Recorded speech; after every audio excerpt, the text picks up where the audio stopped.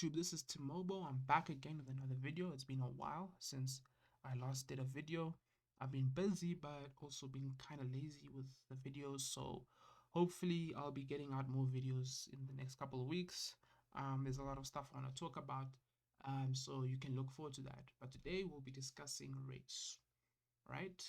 So race is real, right? I think if you're watching this, and so you'll probably be somebody who I sent this video to, or you might stumble across this video. I don't know if you have. Hi, welcome to the channel.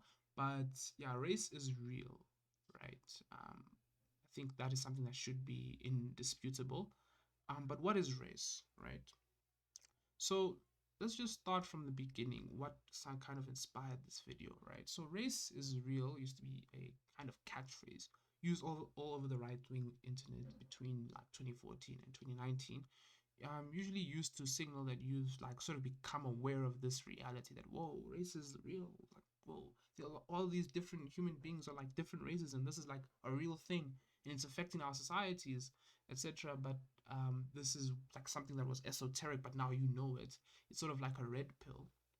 Um, and this race is real is basically saying that race is a reality, that there are different races of human beings who are distinct from one another in a really meaningful sense. And this has effects on society, on psychology, and etc. etc. But really and truly, the reality of race is not some esoteric truth. It's plainly obvious when you just look at human beings and like see how they behave, etc. Um, an easy example to sort of demonstrate the reality of race is in sport. You see people of West African descent mainly dominating sports like short distance racing and basketball. You see people of East African descent dominating long distance racing, marathons. Um, you see people of Northern and Central European descent dominating things like shot put, weightlifting, wrestling.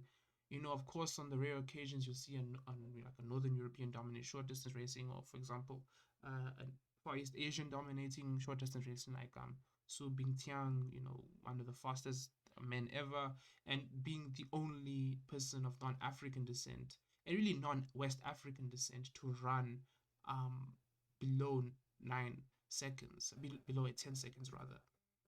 Um, but these people are outliers, and you don't really need to study statistics to understand how averages actually tell you more about a phenomenon or about a group than outliers. This is something that is intuitive.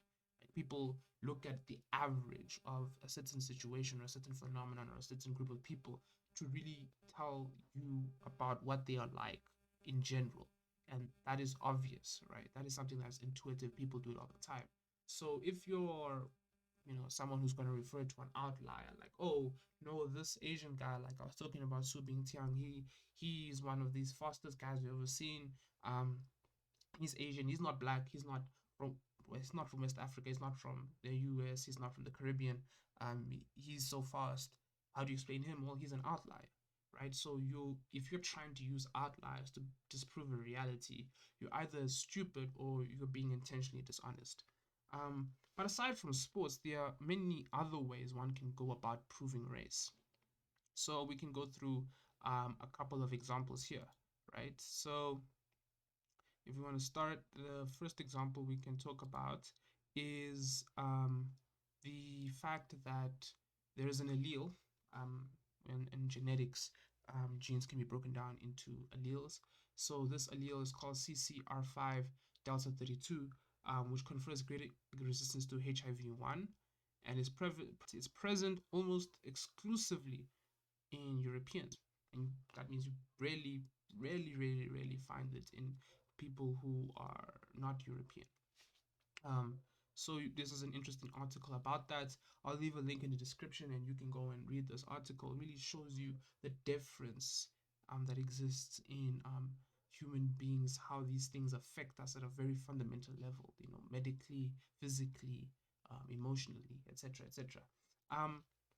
Another example that we can talk about is this allele called ApoE4, which confers less risk of Alzheimer's disease to people of sub-Saharan African descent and less than Europeans. So this allele actually helps people who are sub-Saharan African to be less likely to experience Alzheimer's disease.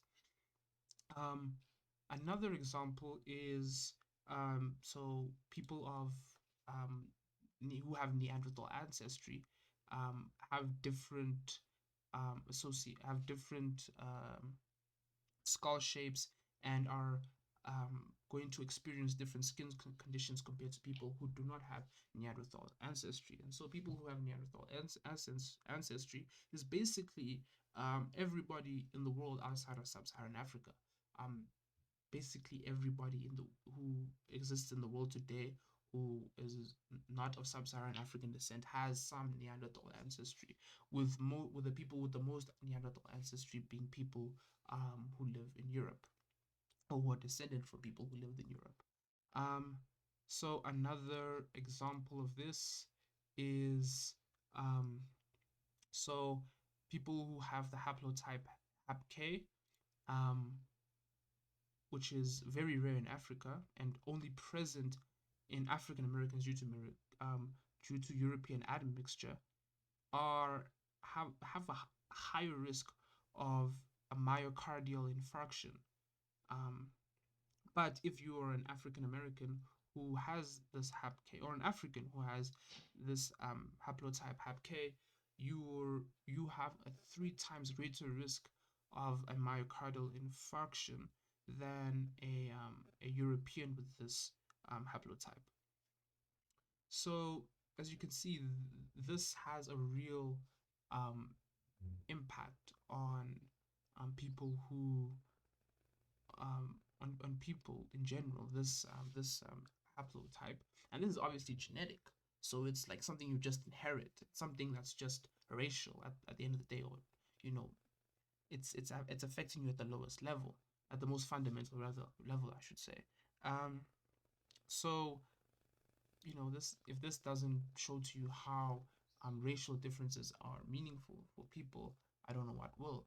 Um, Another interesting thing that we can talk about is um, so there happens to be, at least according to the study, there is a racial variation in humoral and cellular immune responses to measles vaccination, as well as racial racial dis, dis racial differences in uh, pharmacogenomic variants, which mediate how individuals respond to medication. So your race or your ancestry or your ethnicity can affect how you are going to react to medication.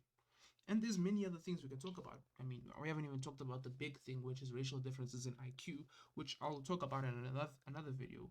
But the fact is, race is not only real, it is medically significant and also socially significant. Different races have different psychologies, which affects the way in which they behave on a group level. But anyway, since we've gotten this obvious fact out of the way, the question is, what exactly is race? What does it refer to? What does it describe exactly?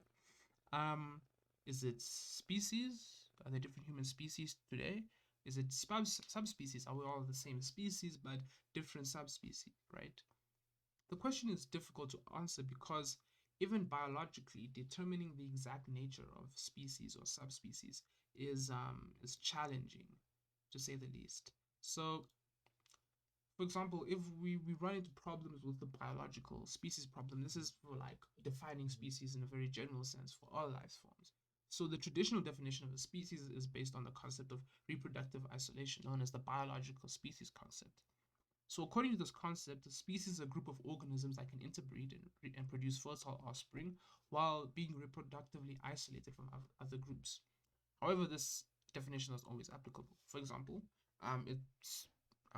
it's considered to be true that Homo sapiens, so humans today, and Homo neanderthalis, so Neanderthals, were different species, but they were able to interbreed and produce fertile offspring. As we can see today, there are people in the world who have Neanderthal ancestry.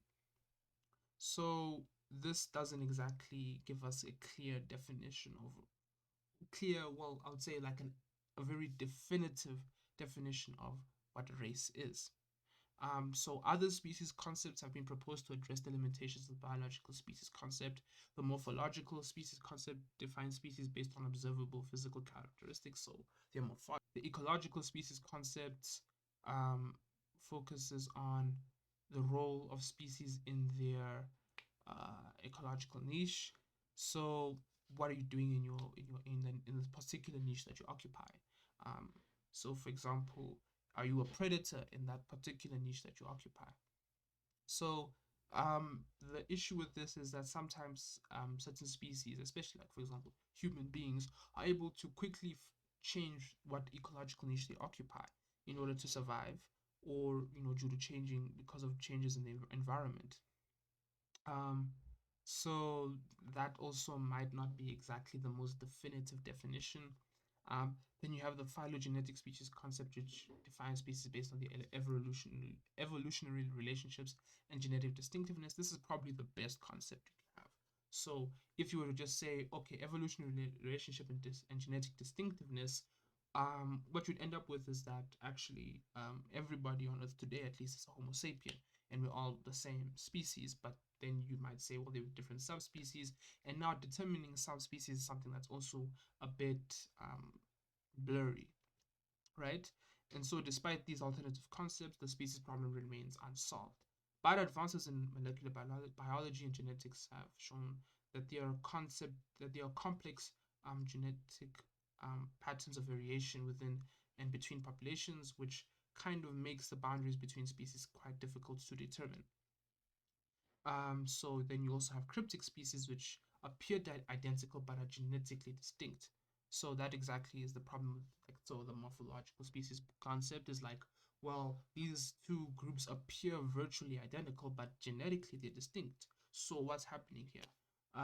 So it's kind of like trying to trying to find the most definitive definition is quite difficult. But this is not a train smash. This is not the end of the world, right? So I think the best way to solve this is to acknowledge that you have these kinds of differences. You have morphological differences, you have genetic differences, you have differences in the way these different groups, occupy their ecological niche, how these expressions are found in nature. And the best way to solve this is to acknowledge that, well, if you have a species, these species are all descended from the same common ancestor, going to a particular point. Um, by particular point, I mean that you see in the concept in creation biology, I've said before in a previous video that I'm a creationist, there is a taxonomical system called baraminology, right, which is distinct from the common scientific taxonomy that we're used to, right? So the concept here is based on the biblical concept of a created kind that you find in Genesis, right? So these creatures were created after their kind. And the best way to see it is like, so all created kinds that came off the ark produced various divergent species, right? Over a very short period of time. And these differences within this created kind um, are sometimes very small, but they can be sometimes very extreme. So there's different degrees of difference within each created kind. Um, so the Barrowman concept exists somewhere between the level of genus and family on the traditional taxonomical tree, um, and I think um, it's a very useful uh, category to use when discussing, um, genetic variation between different life forms, right? And I think these can be observed and studied. And because the concept of a genus is actually related to the Aristotelian concept of a genus, I think this actually does well in helping us unify, or not unify, but see what different kinds of essences of creatures exist out there, and also what kinds of variations exist within them, and how these variations affect the overall way in which these creatures interact with one another.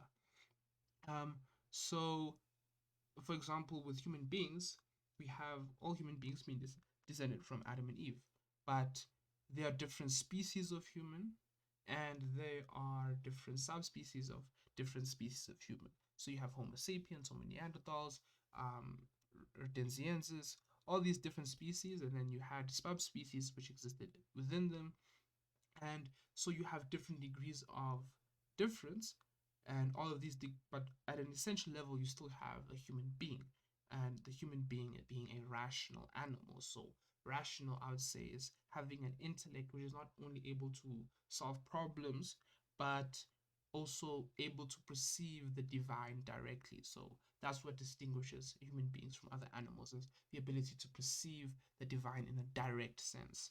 And so what you can then do is say that, well, this differences is species, the differences in human beings is a difference of species or a difference of race or difference of subspecies. Doesn't matter what you call it, but at the end of the day, those differences are there and they are real, right? So I'm not.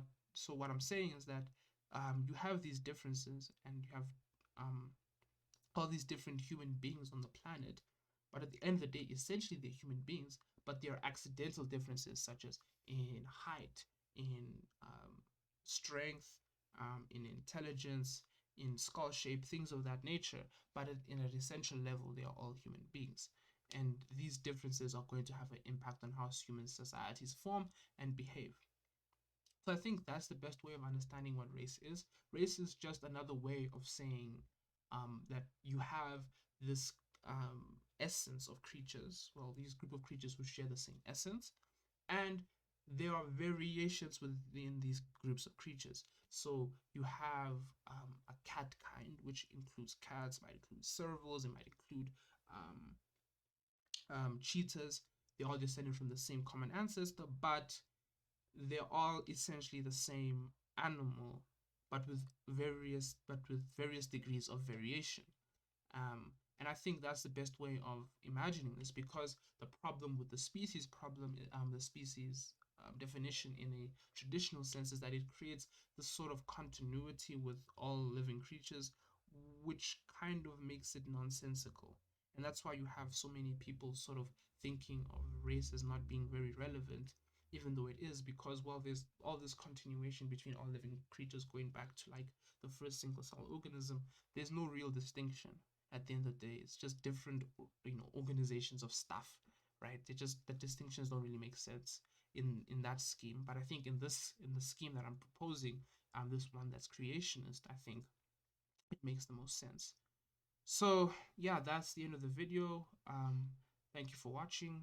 Hopefully I'll come out with an other video very soon. And yeah, so that is what race is. It's just differences within a kind. And yeah, that's the end of the video. Thank you for watching. Goodbye.